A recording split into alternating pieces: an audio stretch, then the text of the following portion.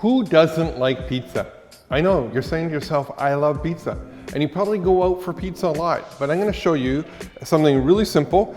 We've par cooked our pizza crust. We did a big catering, so we made a bunch. But again, if you have a great location that makes par cooked shells, use them. It takes less time, it's not a bad thing.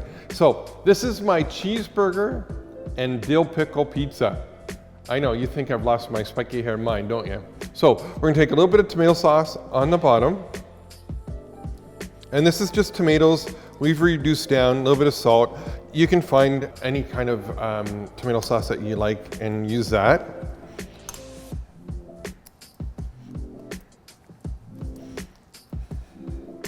So I've made a Montreal steak spice aioli, but if you don't have time to make aioli, a little bit of mayonnaise, Montreal steak spice, mix it together, you have the same thing.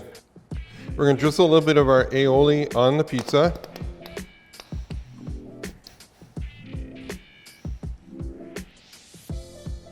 You can put as much or as little on as you like.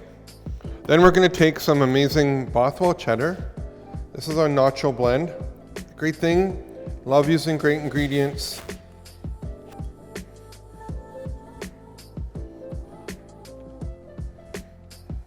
And I'm sure somewhere in your pantry you have some homemade dill pickles. If you don't, find your favorite dill pickle. Slice them nice and thin. Put on your pizza.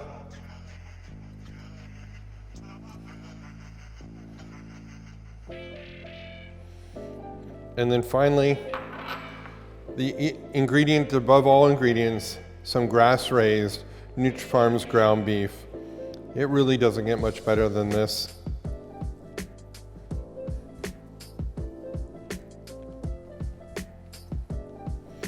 One last little shot of cheese. Now, if you don't have a wood-burning pizza oven like I do, you can put this in your oven at 450 degrees and bake it for about 10 minutes and it'll turn out perfect for you.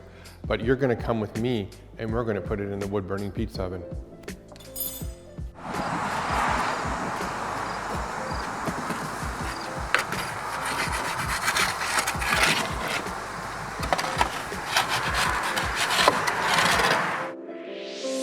Five minutes later, our pizza came out of our pizza oven.